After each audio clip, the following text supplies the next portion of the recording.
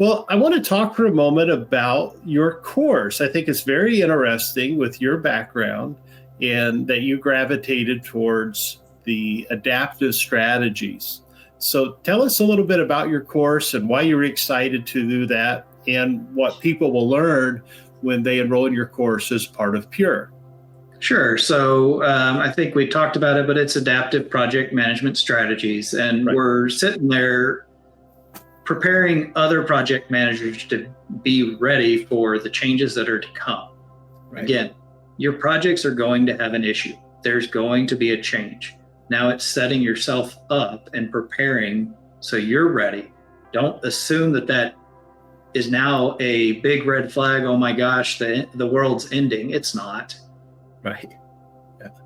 We don't want to affect, in my case, the patients at the end of the line. We don't want it to be. So that's where we need to be prepared. And they may decide that, hey, our outage is getting canceled because a surgery has to continue or didn't finish or came out of the blue.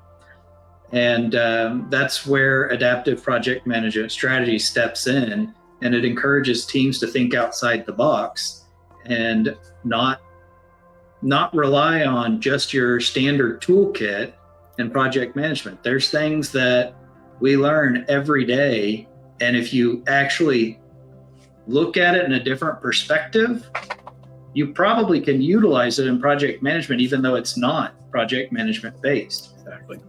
I was trying to figure out how one day to do virtual punch lists so I didn't have to travel everywhere to all the different projects. One day I saw a word and it was audit.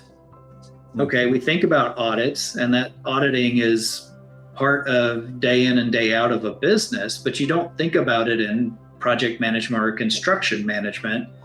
And when I started looking at audits, then I was suddenly able to find checklists that I could send to anybody or just do over FaceTime, which was a great invention when that came out, and actually be able to have those conversations with the superintendent and use FaceTime to not have to go to the site.